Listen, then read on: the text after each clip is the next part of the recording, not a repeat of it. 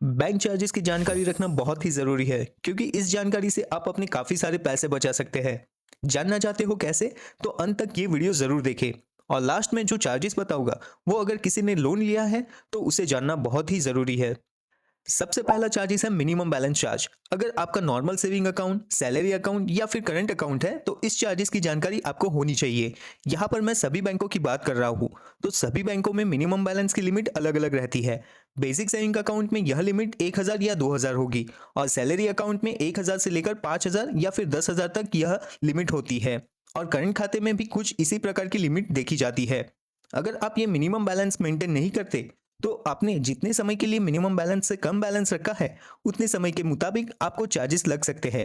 इसीलिए अभी जाए और आपका खाता किस प्रकार का है वो जाने और उस खाते में मिनिमम बैलेंस की लिमिट कितनी है उसे पता करें और मिनिमम बैलेंस मेंटेन रखें। हाँ, पर अगर आपका जनधन खाता है तो उसमें ये चार्जेस नहीं लगेगा।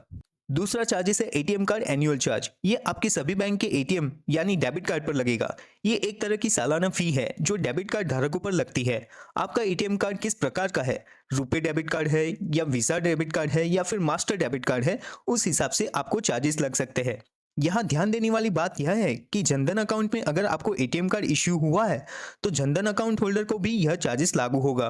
काफी जनधन खाता धारक यही सोच में रहते हैं कि उन्होंने जीरो बैलेंस खाता खुलवाया है तो उनको कोई चार्जेस नहीं लगेंगे, पर ऐसा नहीं है। उनको भी एटीएम एनुअल चार्ज सालाना एक बार जरूर लगेगा। और अगर आपसे कोई एटीएम कार्ड गुम हो जाए या फिर टूट जाए तो एटीएम री इश्यू करने पर भी आपको चार्जेस देना पड़ता है।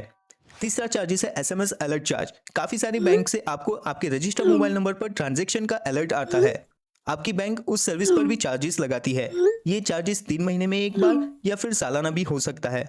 चौथा और महत्वपूर्ण चार्ज है मैंडेट चार्ज। अगर आपने कोई एसआईपी चालू करवाई है या फिर एलआईसी के इंस्टॉलमेंट हर महीने, हर 6 महीने या फिर हर साल अपने खाते से ऑटोमेटिक कटवाना चाहते हैं, या आपने किसी फाइनेंस से लोन लिया है और अपने खाते से उस लोन का हफ्ता कटवाना चाहते हैं, तो आपको आपके बैंक में एक मैंडेट फॉर्म सबमिट करवाना पड़ेगा जिससे हर महीने आपका लोन का, एसआईपी का या एलआईसी का इंस्टॉलमेंट आपके खाते से ऑटोमेटिक कट जाए। उसी फैसिलिटी को चालू करवाने के लिए बैंक आपको मैंडेट चार्ज लगाती है। यह केवल एक ही बार चार्ज लगता है जब आप कोई सर्विस चालू करवाते हैं तब। अब आती है मोस्ट इंपॉर्टेंट चार्जेस की बारी, वो है नेश रिटर्न चार्जेस या ईसीएस रिटर्न चार्जेस। ये वह चार्जेस है जब आप किसी फाइनेंस कंपनी से लोन लेते हैं और अपने बैंक को निर्देश देते हैं कि मेरी हर महीने की ईएमआई इस तारीख को इसी खाते से कटनी चाहिए, पर उस तारीख को आपके खाते में पर्याप्त बैलेंस न होने की वजह से आपका ईएमआई खाते से कटता नहीं है और आपको 295 नेश रिटर्न चार्जेस लग जाता है। इसे एक उदाहरण के तौर पर समझते हैं। मान लीजिए संजय ने एक फाइनेंस कंपनी से लोन लिया है और उनको बताया गया कि हर महीने की 2 तारीख को आपके खाते से इंस्टॉलमेंट कट होगा, पर संजय के खाते में 2 तारीख को बैलेंस कम था जिस वजह से उसका इंस्टॉलमेंट कट नहीं हुआ और उसको 295 चार्जेस लगा।